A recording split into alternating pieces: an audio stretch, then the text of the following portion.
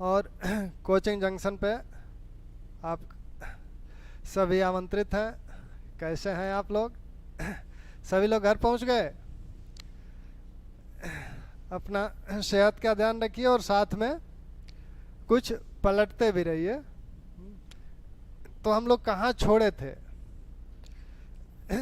हम लोग सामाजिक धार्मिक सुधार आंदोलन, सामाजिक धार्मिक सुधार आंदोलन कर रहे थे। सामाजिक धार्मिक सुधार आंदोलन के कारण क्या थे और इसकी प्रकृति क्या थी, नेचर इसका देखा जा चुका था। सामाजिक धार्मिक सुधार आंदोलन को शुरू करने वाले भारतीय जो हैं पहले, वो राजा राम मोहन राय हैं। राजा राम मोहन राय के का यह जो नाम है, राजा राम मोहन राय, यह राय जो उपाधि मिली थी इन्हें, यह बंगाल के नवाब द्वारा दी गई थी। और यह जो उपाधि है राजा की, यह दी गई थी मुगल बादशाह अकबर द्वितीय द्वारा। अकबर द्वितीय द्वारा। तो मुगल बादशाह अकबर द्वितीय अपनी एक याचिका के साथ इन्हें ब्रिटेन भेजे थे, वहाँ के सम्राट विलियम चतुर्थ के पास अपनी पेंशन बढ़वाने के लिए। तो उसी समय 1830 में जब अकबर द्वितीय ने इन्हें ब्रिटेन भेजा था, उसी समय राजा की उपाधि इन्हें प्रदान करके ब्रिटेन भेजा था। राजा राम मोहन राय के विषय में माना जाता है कि ये भारत में आधुनिकता को शुरू करने वाले प्रथम व्यक्ति हैं, युग पुरुष माने जाते हैं। साथ में रविन्द्रनाथ टैगोर ने भी इन्हें आधुनिकता को प्रारंभ करने वाला प्रथम व्यक्ति माना था। राम मोहन राय की कुछ संस्थाएं हैं जिनकी बातें हुई थी।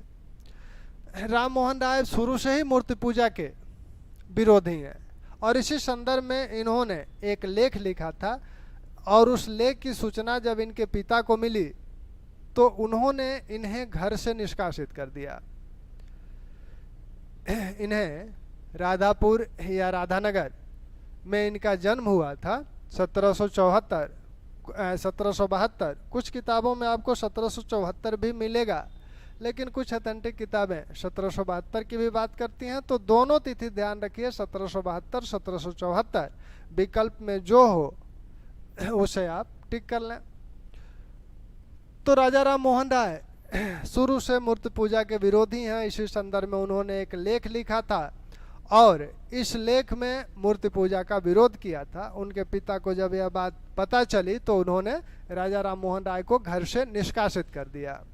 उसके बाद राम मोहन राय पटना गए, वहाँ अरबी और फारसी सीखी। फिर काशी आए, काशी में इन्होंने संस्कृत सीखा और विभिन्न जो ब्राह्मण ग्रंथ हैं उनका अध्ययन किए। पिता के देहांत के पश्चात ये मुर्शिदाबाद गए। 1805 से 1814 के बीच ये जॉन डिग्बी के साथ रहे और उनके निजी सचिव भी रहे, कंपनी में नौकरी भी की। 1814 में ये कलकत्ता आ गए और कलकत्ता में ही 1814 से रहने लगे। तो 1815 में इन्होंने एक संस्था का गठन किया था, आत्मीय सभा। तो राजा राम मोहन राय की जो संस्थाएं हैं, उन संस्थाओं को आप देखें, जो संगठन उन्होंने बनाए थे, तो उन संगठनों को अगर आप देखें तो इनके संगठन है संगठन व विद्यालय, आत्मीय सभा कब बनी है? 1815। वेदांत सोसाइटी कब बनी है? 1816। हिंदू कॉलेज 1817, वेदांत कॉलेज 1825,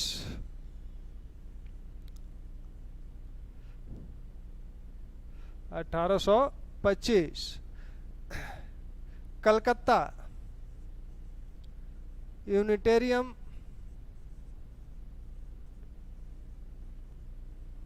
1821, और इसके बाद सबसे प्रमुख ब्रह्म समाज या सभा।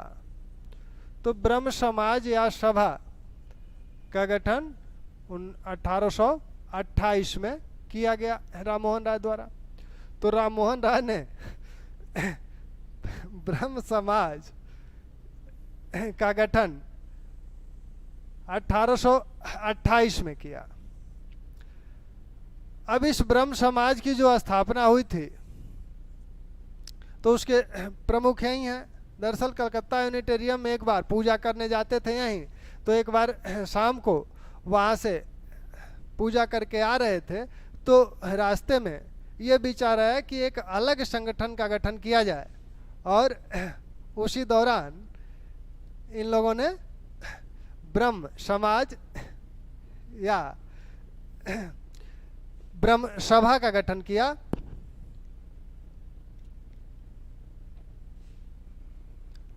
और यहाँ आप ब्रह्म समाज या ब्रह्म सभा के विचारधारा क्या थी, किस लिए, इसका उद्देश्य क्या था? इसका उद्देश्य था मूर्ति पूजा का खंडन करना,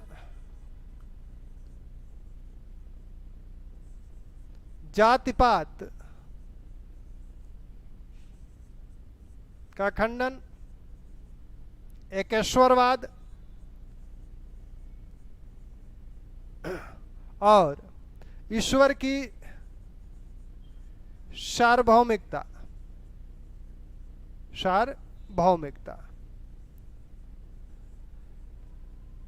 ये इनके उद्देश्य हैं।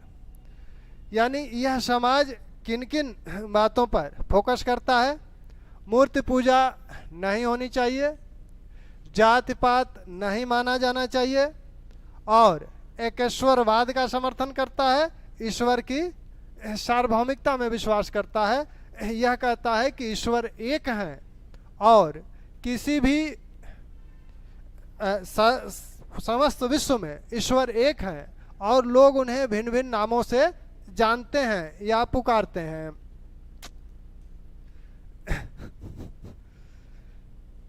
तो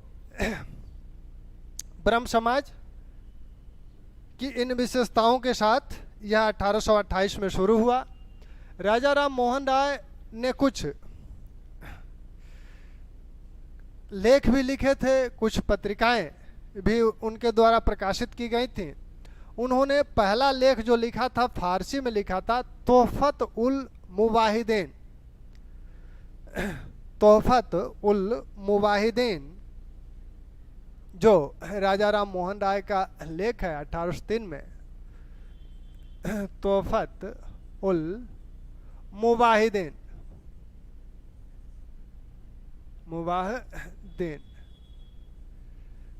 इसमें उन्होंने मूर्ति पूजा का खंडन किया था। मूर्ति पूजा का खंडन किया था। इसके बाद उन्होंने 1820 में एक लेख लिखा, प्रिस्टेप्स ऑफ जीसस, ईसा मसीह के उपदेश। प्रिस्पेक्ट्स ऑफ जीसस, ईसा मसीह के उपदेश नाम से यह लेख लिखा गया।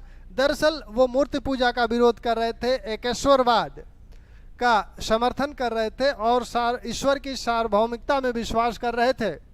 इसलिए ईसाइयों को यह लगने लगा कि हो सकता है कि राजा राम मोहन राय ईसाई बन जाए।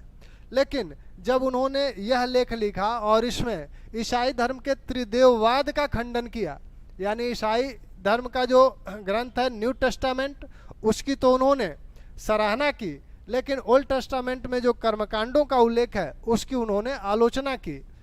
तब ईसाइयों को लगा कि ये अब ईसाई नहीं बन पाएंगे। फिर इन्होंने क्रिश्चियन लोगों के लिए, क्रिश्चियन लोगों से एक अपील भी की, ये अपील टू क्रिश्चियंस, वो भी एक लेख के रूप में आया। फिर इन्होंने 1821 में संवाद कौमुदी नामक एक पत्रिका शुरू की। यह बांग्ला में थी। और इसके बाद इन्होंने 1822 में ही मीरातुल अखबार को शुरू किया। इस मीरातुल अखबार में, यह फारसी में है। एक पत्रिका और इनके द्वारा शुरू की गई थी, ब्रह्मानिकल मैगजीन। यह अंग्रेजी में है। तो राजा राम मोहन राय द्वारा ये पत्रिकाएं शुरू की गई। कॉलेज इनके द्वारा जो स्थापित किए गए थे वो हिंदू कॉलेज आपने देखा 1817 में, वेदांत कॉलेज 1825 में। हिंदू कॉलेज में पाश्चात्य शिक्षा दी जाती थी, वेदांत कॉलेज में दोनों प्रकार की शिक्षा दी जाती थी, परंपरागत शिक्षा भी दी जाती थी और पाश्चात्य शिक्षा भी दी जाती थी। राजा राम मोहन राय 1830 में ब्रिटेन चले गए। ब्रिटेन जाकर अकबर द्वितीय के अनुरोध पर ब्रिटेन गए और वहीं 1833 में ब्रिटेन के ब्रिस्टल नगर में एक उनके मित्र थे कारपेंटर, उन्हीं के घर उनका निधन हो गया। तो 1833 में राजा राम मोहन राय का निधन हो गया। 1774 से 1833 इनका जीवन काल रहा। इसी जीवन काल में इन्होंने इतना कार्य कर दिया कि ये राष्ट्रीयता, भारत में राष्ट्रीयता के प्रारंभ करने वाले माने जाते हैं, राष्ट्रीय पत्रकारिता के प्रवर्तक माने जाते हैं। और ये राजनीति के संदर्भ में इनके जो विचार हैं, राजनीति के संदर्भ में राजा राम मोहन राय मानते थे कि ब्रिटिश कंपनी का भारत में शासन करना अभी आवश्यक है। वो कहते थे कि ब्रिटिश कंपनी का विरोध नहीं करना चाहिए। जिस तरह से हम पाश्चात्य संस्कृति की विशेषताओं, पाश्चात्य संस्कृति की जो विशेषताएं हैं, बौद्धिकता है, तार्किकता है, मानवता है, वैज्ञानिकता है, इनको वो कहते हैं जिस तरह हम इनकी प्रशंसा करते हैं, इनका अनुसरण करना चाहते हैं, वैसे ही हमें ब्रिटिश शासन का विरोध नहीं करना चाहिए। हो सकता है कि ब्रिटिश शासन की जो परंपराएं हैं वो गलत हों, लेकिन शासन अपने आप में गलत नहीं हुआ करता। लेकिन फिर भी राजा राम मोहन राय जो संवैधानिक सुधार की परंपरा राष्ट्रीय आंदोलन में शुरू हुई थी, संवैधानिक सुधार की, उसके ये प्रवर्तक माने जाते हैं। क्योंकि शासन द्वारा जो भी गलतियां की जाती थी या जनता की जो भी शिकायतें थी, उसके संदर्भ में ये याचिकाओं या प्रार्थनाओं के माध्यम से अपनी बात शासन तक पहुंचाने का प्रयास करते थे, जिससे उनमें सुधार हो सके। इसलिए इन्हें संवैधानिक सुधार का प्रारंभकर्ता भी माना जाता है। राजा राम मोहन राय कार्यपालिका और न्यायपालिका, न्यायपालिका के पृथक्करण की भी बात करते हैं।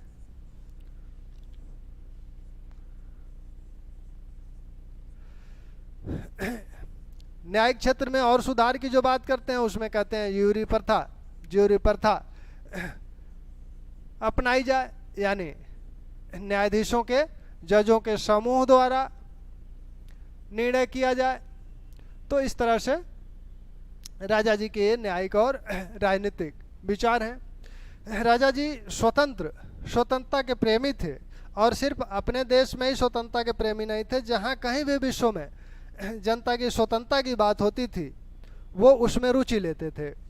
जैसे जब नेपल्स की क्रांति विफल हुई थी तो राजा जी बहुत दुखी हुए थे, और जब स्पेन की क्रांति हुई थी तो राजा जी बहुत खुश हुए थे, और उस खुशी को उन्होंने एक पार्टी, उन्होंने भोज का आयोजन किया था। एक भोज का आयोजन करके उन्होंने इस खुशी को व्यक्त किया था। आज के संदर्भ में उसे पार्टी कह लें, तो एक पार्टी उन्होंने दी थी। जब 1830 में फ्रांसीसी क्रांति हुई, तो फ्रांसीसी क्रांति के समय जब फ्रांसीसी क्रांति हुई थी, हालांकि फ्रांसीसी क्रांति तो इसके पहले भी हुई, 1779 में भी हुई, लेकिन उसके बाद जो फ्रांसीसी क्रांति हुई 1830 की, उसके बाद भी हुई थी 1848 में। तो 1830 की 48 में तो थे नहीं, 1830 वाली फ्रांसीसी क्रांति की उन्होंने उस पर खुशी व्यक्त की थी। तो इस प्रकार राजा जी स्वतंत्रता के प्रेमी थे।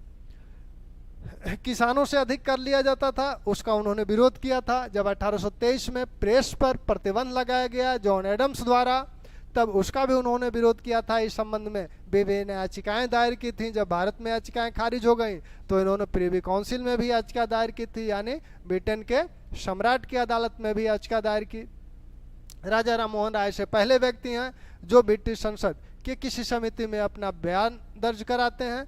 तो ब्रिटिश संसद की किसी समिति में बयान दर्ज कराने वाले पहले भारतीय हैं। तो राजा राम मोहन राय की ये विशेषताएं हैं। और रविन्द्रनाथ टैगोर ने इन्हें क्या कहा आप देख ही रहे हैं, और सुभाष चंद्र बोस ने क्या कहा। अब ब्रह्म समाज 1833 में जब इनका निधन हो गया, तब ब्रह्म समाज का क्या होगा। तो ब्रह्म समाज का इनके निधन के पश्चात ब्रह्म समाज का संचालन द्वारिकानाथ टैगोर और पंडित रामचंद्र ने किया। तो राजा राम मोहन राय के निधन के पश्चात द्वारिकानाथ टैगोर और पंडित रामचंद्र ने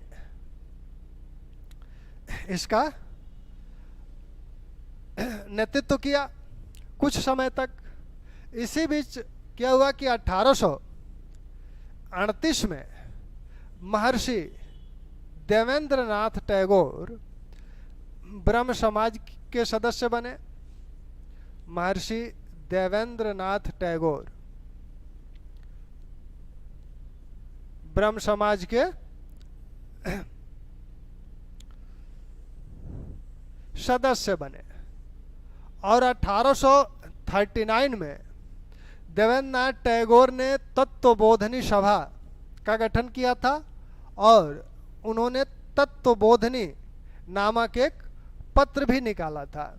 तो देवेंद्र नाथ टैगोर 1839 में तत्वबोधनी सभा का गठन करते हैं और तत्वबोधनी नामक पत्रिका निकालते हैं।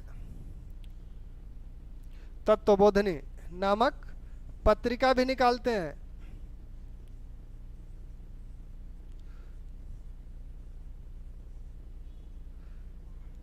तत्वबोधनी पत्र भी निकालते हैं। तो ये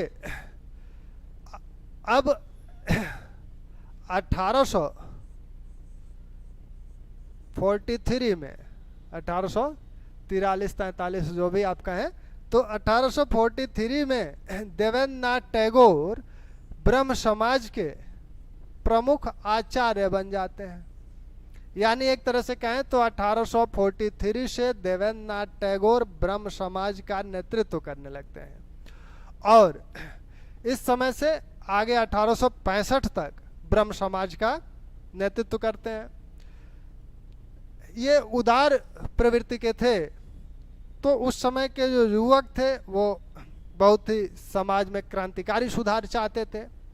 तो युवक इनसे, नवयुवक जो थे, इनसे संतुष्ट नहीं हो पाए। ऐसे में देवेंद्र नाथ टैगोर कुछ समय के लिए हिमालय चले गए तपस्या करने। इस बीच केशव चंद्र सेन ने ब्रह्म समाज का नेतृत्व बखूबी संभाल लिया था। केशव चंद्र सेन 1857 में केशव चंद्र सेन ब्रह्म समाज के सदस्य बनते हैं। केशव चंद्र सेन 1857 में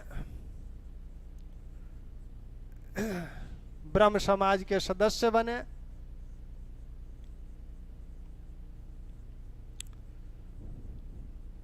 1861 में इन्होंने अपने बैंक की नौकरी छोड़ दी। अपने बैंक की नौकरी छोड़कर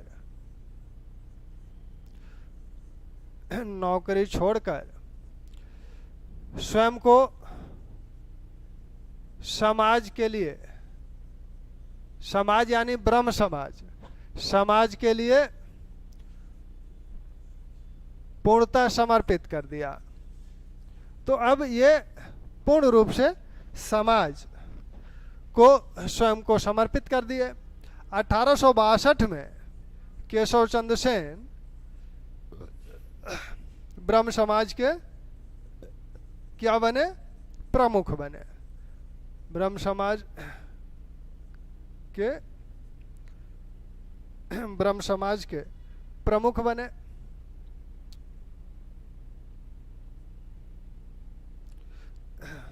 ब्रह्म समाज के प्रमुख बने। तो 1862 में अब ब्रह्म समाज के प्रमुख कौन है? केशव चंद्र सेन। इस बीच 1865-66 में ब्रह्म समाज में दो ग्रुप बन गया। एक ग्रुप युवाओं का था, नवयुवकों का था, और दूसरा ग्रुप वृद्ध जनों का था। नवयुवक समाज में बहुत क्रांतिकारी परिवर्तन चाहते थे। वो बाल विवाह को बिल्कुल समाप्त कर देना चाहते थे। सती प्रथा तो समाप्त थी ही, बहु विवाह को समाप्त कर देना चाहते थे, विधवा विवाह को कराना चाहते थे। लेकिन जो वृद्ध सदस्य थे समाज के, वो कहते थे कि इतनी तेज गति से ना चलो, अभी भारतीय समाज इस चीज को स्वीकार करने की स्थिति में नहीं है। लेकिन नवयुवक इसे नहीं मानते थे। फिर एक समस्या और थी। नवयुवकों ने कहा कि ब्रह्म समाज का जो भी सदस्य बनेगा उसे मूर्ति पूजा का त्याग तो करना ही होगा, साथ साथ जाति का भी त्याग करना होगा। ब्रह्म समाज की सदस्यता की जो शर्तें थीं उसमें मूर्ति पूजा का त्याग था। अब नवयुवक कह रहे हैं कि मूर्ति पूजा के त्याग से ही काम नहीं चलेगा, अब आपको जाति का भी त्याग करना होगा। इसके लिए वृद्ध जन तैयार नहीं है। तीसरी समस्या यह थी कि जो वृद्ध सदस्य थे वो कह रहे थे कि ब्रह्म समाज कुछ और नहीं है, यह ब्राह्मण धर्म ही है। जबकि नवयुवक कह रहे हैं नहीं, ये उदारवादी है और विश्व धर्म है। इन्हीं बातों को लेकर मतभेद उत्पन्न हुए और 1865-66 में ब्रह्म समाज में फूट पड़ी और 1865-66 में ब्रह्म समाज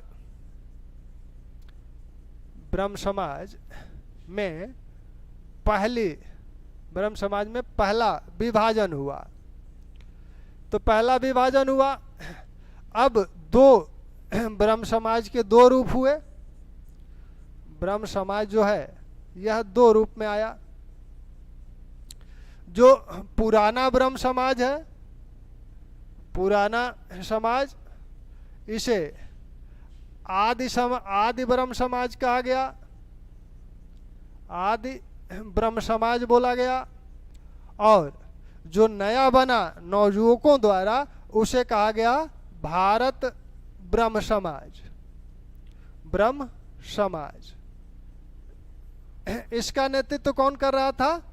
इसका नेतृत्व जो कर रहे थे वो नवयुवक थे। और आपके नवयुवक हैं केशव चंद्र सेन। केशव चंद्र सेन के नेतृत्व में यह गठित हुआ। केशव चंद्र सेन के नेतृत्व में यह समाज गठित हुआ, भारत ब्रह्म समाज। तो 1865-66 में ब्रह्म समाज से, पुराने ब्रह्म समाज से निकलकर केशव चंद्र सेन के नेतृत्व में एक नए समाज का गठन हुआ जिसे भारत ब्रह्म समाज कहा गया। और पुराना जो ब्रह्म समाज था उसे आदि ब्रह्म समाज कहा गया। ठीक, क्लियर? अब यह जो समाज है 1865-66 के बाद जो केशव चंद्र सेन है वो बाल विवाह के प्रति आंदोलन कर रहे हैं, इसका विरोध कर रहे हैं। इनके प्रयत्नों से 1872 में civil marriage act, civil marriage act या इसे ही नेटिव मैरिज एक्ट बोला जाता है, पारित हुआ। और इस एक्ट में कहा गया कि एक पत्नी विवाह, एक मतलब कोई भी व्यक्ति एक स्त्री से ही विवाह कर सकता है, एक पत्नी विवाह। और आयु निश्चित कर दी गई, न्यूनतम आयु बालक और बालिकाओं के विवाह की। तो बालिकाओं की जो आयु थी, न्यूनतम आयु, वो निश्चित की गई 14 वर्ष और बालकों की निश्चित की गई 18 वर्ष। तो यह अधिनियम जो पारित हुआ था, यह केशव चंद्र सेन के प्रयत्न से ही पारित हुआ था। इसका ध्यान रखिएगा, इसमें बालिकाओं की आयु 14 वर्ष निर्धारित की गई थी न्यूनतम आयु, और बालकों की न्यूनतम आयु 18 वर्ष निर्धारित की गई थी। ठीक। लेकिन बाल विवाह का ये विरोध तो कर रहे हैं केशव चंद्र सेन, परंतु जब अपने लड़की की विवाह की बात आई तो अपने 13 वर्षीय पुत्री का विवाह इन्होंने कूच बिहार के शासक से कर दिया। उनकी उम्र ज्यादा थी और इनकी लड़की वैसे भी 14 वर्ष की उम्र नहीं है इसकी। तो जब इन्होंने अपनी पुत्री का इस तरह से विवाह किया तो इनके जो अनुयायी थे वो इसका विरोध किए कि कथनी और करनी में अंतर है। तो इनके जो अनुयायी थे वो इस भारत ब्रह्म समाज से अलग होकर एक नए ब्रह्म समाज का गठन किए, और वह कहा गया 1878 में इनकी पुत्री का विवाह हुआ था। तो 1878 में ब्रह्म समाज में एक और विभाजन हुआ, और वह विभाजन भारतीय ब्रह्म समाज में हुआ। जो दूसरा ब्रह्म समाज बना उसे नाम दिया गया साधारण ब्रह्म समाज, साधारण ब्रह्म समाज। तो ब्रह्म समाज में दो विभाजन हुए थे, 2 बार। पहला विभाजन 1865-66 में हुआ था। उस समय जो पुराना ब्रह्म समाज था उसे आदि ब्रह्म समाज बोला गया, और जो नया ब्रह्म समाज उस समय बना केशव चंद्र सेन के नेतृत्व में उसे भारत ब्रह्म समाज बोला गया। फिर 1878 में भारत ब्रह्म समाज में विभाजन हुआ, और इनके अनुयायी जो इनसे खफा थे केशव चंद्र सेन से, वो अलग होकर साधारण ब्रह्म समाज का गठन किए। अब ये साधारण ब्रह्म समाज के नेता कौन कौन हैं? तो साधारण ब्रह्म समाज के जो प्रमुख नेता हैं वो हैं आपके सुरेंद्र नाथ बनर्जी, सुरेंद्रनाथ बनर्जी और शिवनाथ शास्त्री, शिवनाथ शास्त्री। तो इस ब्रह्म समाज, अब केशव चंद्र सेन की कुछ अन्य संगठन भी हैं, उनकी कुछ पत्रिकाएं हैं, उनके कुछ लेख हैं, उनको भी देख लीजिए। तो केशव चंद्र सेन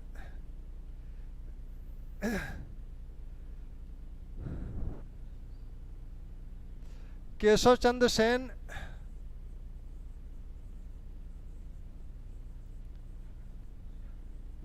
कलर केशव चंद्र सेन के संगठन पत्र। केशव चंद्र सेन ने ब्रह्म समाज के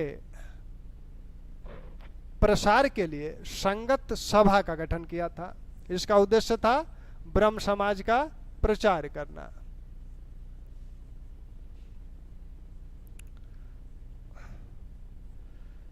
इन्होंने इंडियन रिफॉर्म एसोसिएशन का गठन किया था। इसका उद्देश्य था समाज सुधार करना। तो ये 2 संगठन केशव चंद्र सेन के महत्वपूर्ण हैं। इन्होंने जो लेख लिखा था केशव चंद्र सेन ने, एक लेख इन्होंने लिखा था 1862 में, मानव जीवन मानव का भाग्य, मानव का भाग्य।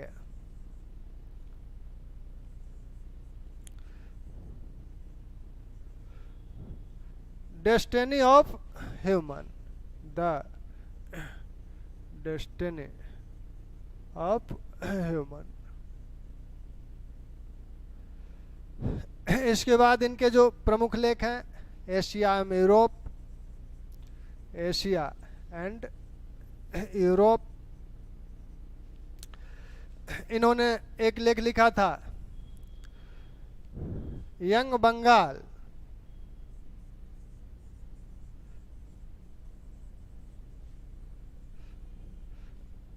This is for you. Young Bengal, यह आपके लिए। Young Bengal, this is for you नाम से इन्होंने एक लेख लिखा था 1862 में ही।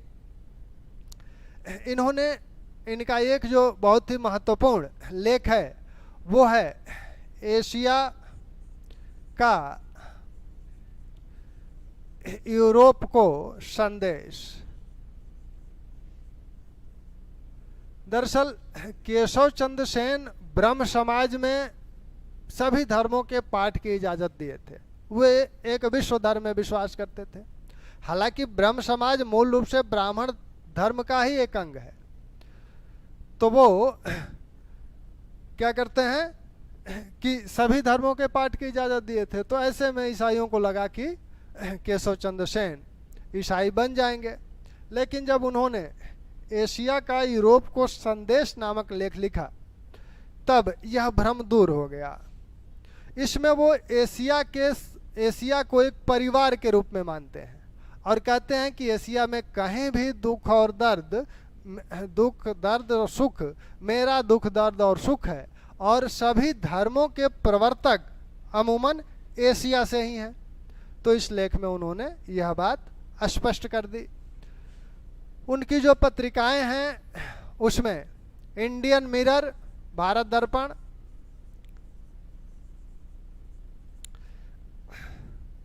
पत्र उनके जो हैं, इंडियन मिरर, सुलभ समाचार,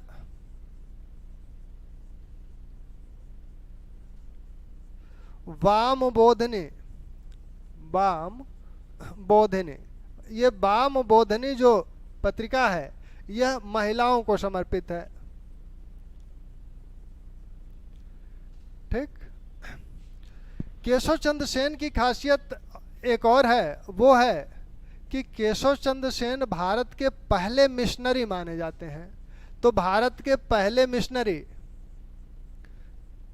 भारत के पहले मिशनरी केशव चंद्र माने जाते हैं, केशव चंद्र सेन माने जाते हैं। क्योंकि धर्म और समाज सुधार को एक मिशन के रूप में अपनाने का सबसे पहले कार्य केशव चंद्र सेन ने किया, जैसा कि ईसाई मिशनरियां कर रही थीं, इसलिए इन्हें पहला मिशनरी माना जाता है। केशव चंद्र सेन को ब्रह्म समाज को अखिल भारतीय स्वरूप सेन ने प्रदान किया।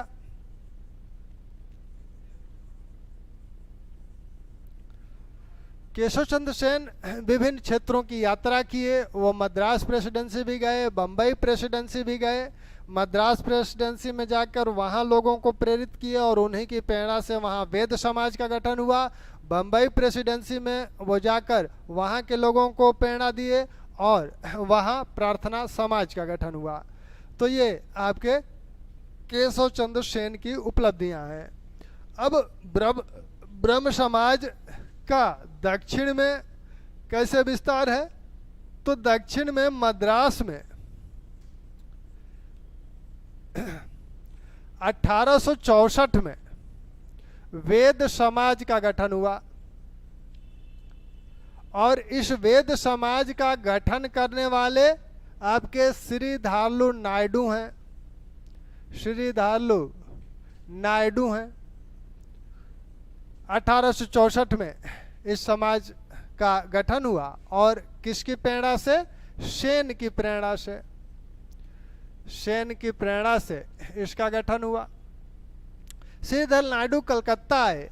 कलकत्ता आकर उन्होंने ब्रह्म समाज का अध्ययन किया और जब यहाँ से लौटे, कलकत्ता से लौटे, तब 1771 में इन्होंने वेद समाज को पुनर्गठित किया और नाम दिया दक्षिण भारत का ब्रह्म समाज। तो 1771 में यह वेद समाज क्या बन गया? दक्षिण भारत का ब्रह्म समाज।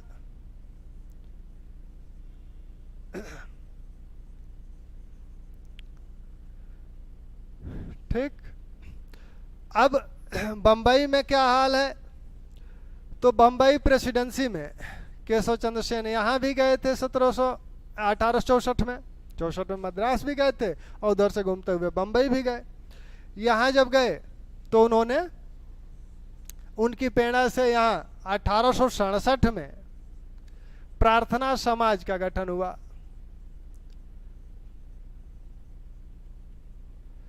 और इसके संस्थापक कौन है प्रार्थना समाज के? आत्माराम पांडुरंग। पांडुरंग है इसके संस्थापक ब्रह्म समाज के। कहीं कहीं रनाडे आपको मिलेगा, लेकिन रनाडे इसके संस्थापक नहीं है। संस्थापक है आत्माराम पांडुरंग। रनाडे इस समाज में 1869 में आके जुड़ते हैं। तो 1869 में GR भंडारकर और रनाडे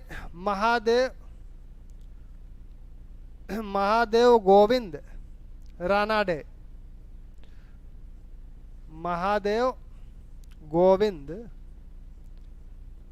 रानाडे इससे जुड़ते हैं। और रानाडे के ही प्रयत्नों से प्रार्थना समाज का प्रसार होता है, विस्तार होता है। रानाडे का बहुत महत्वपूर्ण योगदान है पश्चिम भारत के सामाजिक धार्मिक सुधार में। यह जो पश्चिमी बंबई, यानी आप कह सकते हैं इसे पश्चिमी भारत का सामाजिक सुधार। तो पश्चिमी भारत का जो सामाजिक सुधार है, इसमें सबसे पहले 1838-40 में बाल शास्त्री नामक एक व्यक्ति थे। वो पाश्चात्य शिक्षा ग्रहण किए थे और उन्होंने बंबई दर्पण नामक पत्र शुरू किया था। उसके बाद यहाँ परमहंस मंडली बनी पश्चिम भारत में। परमहंस मंडली बनी।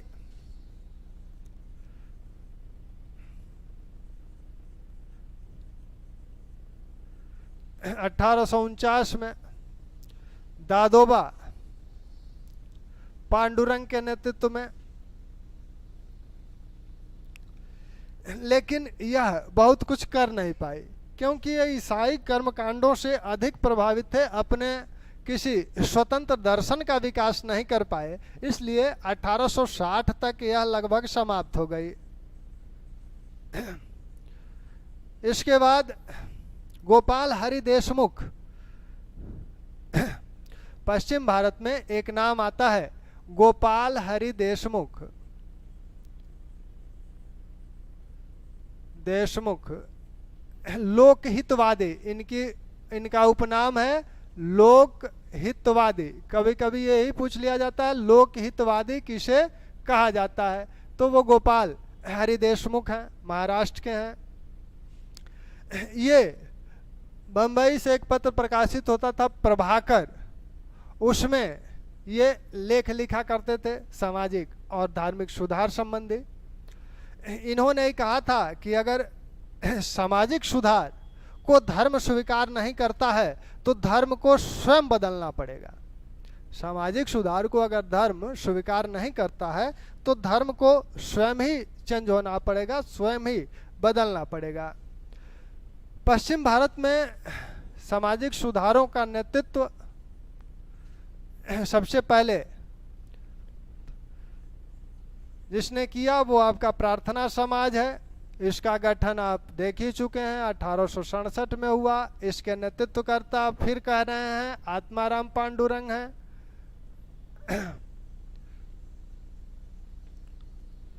इसके प्रमुख नेताओं में जी.आर. भंडारकर हैं, रानाडे हैं और कर्वे हैं। इन दोनों का जो योगदान है वो बहुत ही महत्वपूर्ण है। इसी प्रार्थना समाज के अंतर्गत रानाडे ने विडो रीमैरेज एसोसिएशन का गठन किया, दक्कन एजुकेशन सोसाइटी का गठन किया। तो यहीं आपके विडो रीमैरेज विधवा पुनर्विवाह एसोसिएशन बनाया गया और दक्कन एजुकेशन सोसाइटी बनाई गई। कर्वे का योगदान यह है कि 1899 में कर्वे ने वीडो होम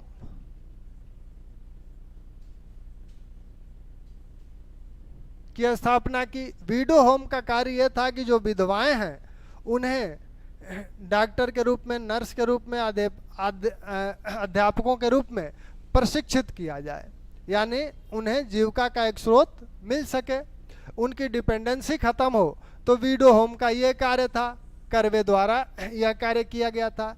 कर्वे द्वारा ही महिला विश्वविद्यालय भी 1806 में स्थापित किया गया।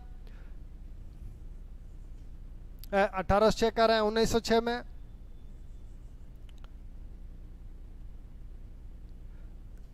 1906 में महिला विश्वविद्यालय। तो ये आपके अब यहाँ जो पश्चिम भारत का सुधार आंदोलन है, इसमें रानाडे का विवाह इनकी अनिच्छा से एक कम उम्र की लड़की से जब किया गया तो रानाडे कई रात अंतर्द्वंद में बिना सोए गुजार दिए। वैसे ही कर्वे जो हैं ये भी विधवा विवाह के समर्थक हैं और इन्होंने खुद ही गोड़ाबाई नामक एक विधवा से विवाह किया। गोड़ाबाई नामक एक विधवा से विवाह करके खुद ही उदाहरण प्रस्तुत किया। बम्बई प्रेसिडेंसी में जब पहला विधवा विवाह हो रहा था तब लोग उत्सुकतावश उस विवाह को देखने गए और एक बहुत बड़ी भीड़ इकट्ठी हो गई, जिससे पुलिस को लाठीचार्ज भी करना पड़ा था। रुकमाबाई बम्बई प्रेसिडेंसी में एक ऐसी महिला थी जो अपने पति को अस्वीकार कर दी। तो इस तरह का कदम उस समय के लिए बहुत बड़ा हुआ करता था। तो पश्चिम भारत के ये सुधार आंदोलन है। पश्चिम भारत के इस सुधार आंदोलन जिसका नेतृत्व प्रार्थना समाज कर रहा है, यह ब्रह्म समाज से कैसे भिन्न है?